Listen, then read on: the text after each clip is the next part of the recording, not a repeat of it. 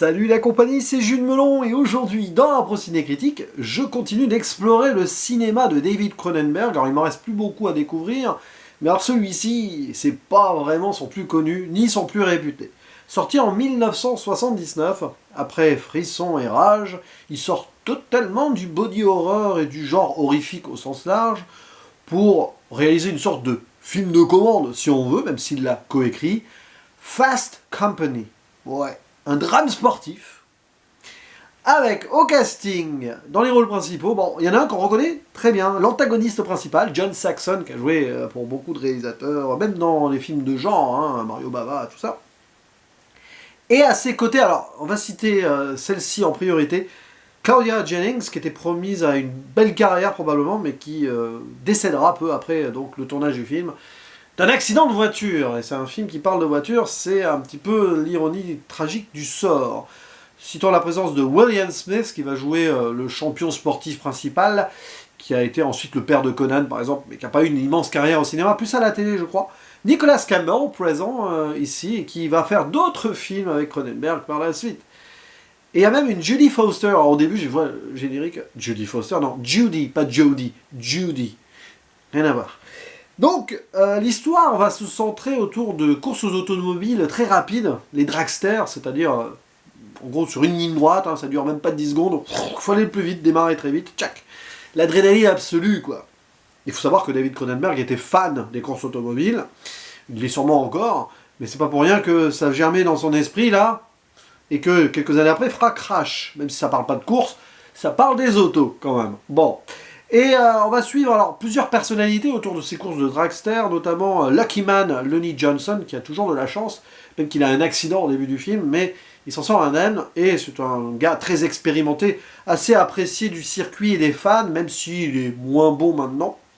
Le meilleur, on va dire, de ces pilotes, c'est un certain Blacksmith, Gary Black, qui est pas très sympathique, lui, mais qui est en tête du championnat, etc. Et alors, Lonnie, Lucky Man, il a pris sous son aile, alors qu'il continue à courir pour une catégorie supérieure, un jeune gars qui s'appelle Billy the Kid Brucker, qui concourt lui dans la catégorie B, les funny cars, voitures voilà, un peu carrosserie, alors que les dragsters principaux, les fuelers, c'est les gros trucs, là, vous avez déjà vu des images.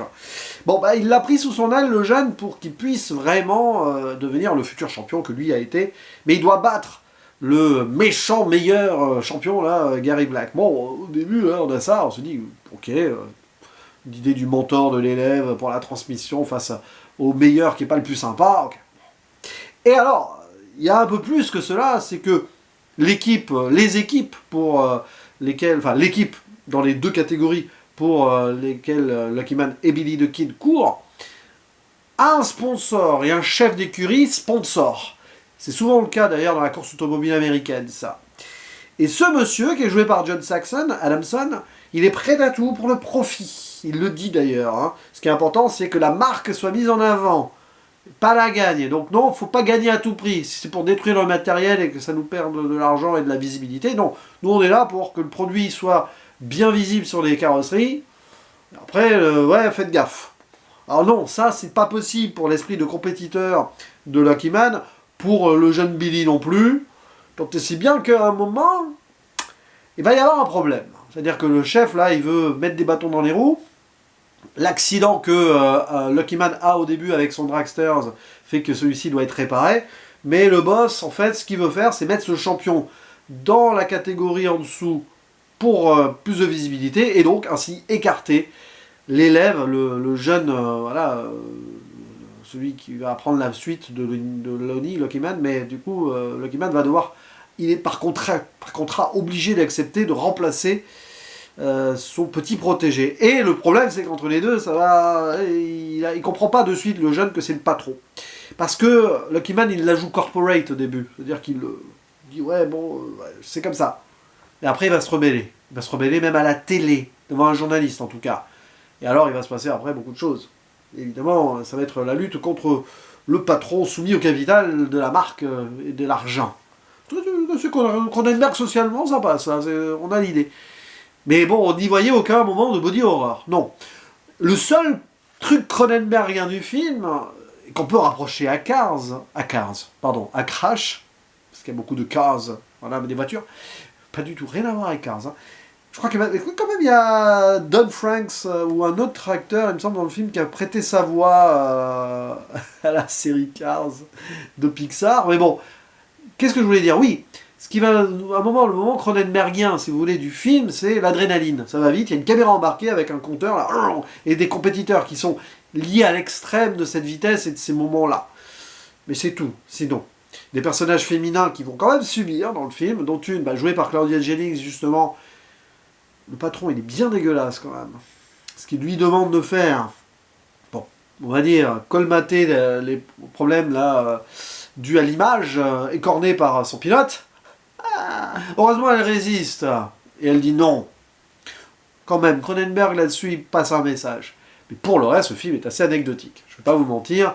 C'est sympatoche à suivre, hein, mais ça fait plus téléfilm en fait. C'est pas l'homme qui tombe à pic non plus, mais j'ai des moments je sais pas pourquoi j'ai pensé à ça. Dans le visuel et tout, c'est un peu dans cette idée quand même. Après c'est fin 70, bon, il n'y a pas beaucoup de moyens et tout. Il y a une scène de crash d'avion, à un moment, l'impression qu'il jette une maquette contre un truc. Enfin, tu sens que c'est pas, voilà, ça n'a pas été fait avec l'argent. Pourtant, avant cette scène, il y a un plan aérien qui est intéressant. Mais bon. Mais c'est vrai que c'est un peu secondaire et à un moment on se perd dans ces intrigues avec l'antagoniste principal et les concurrents adverses, puis on va les utiliser, puis finalement non, la solidarité des coureurs peut-être va prévaloir, et puis il y a le duel final.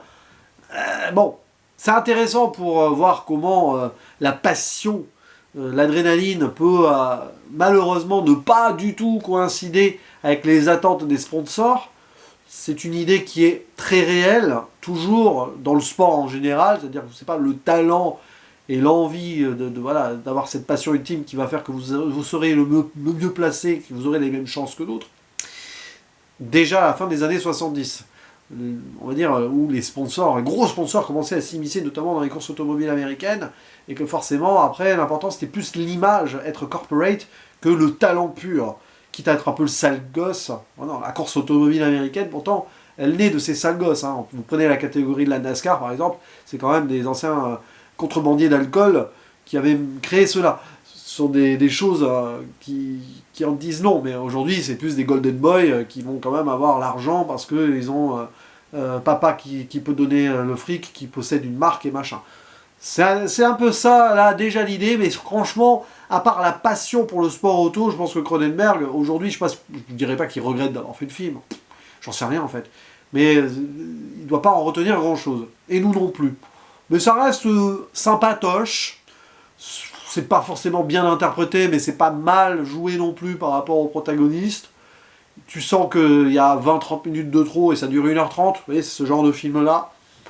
Au moins, tu as une petite tension finale et une résolution intéressante.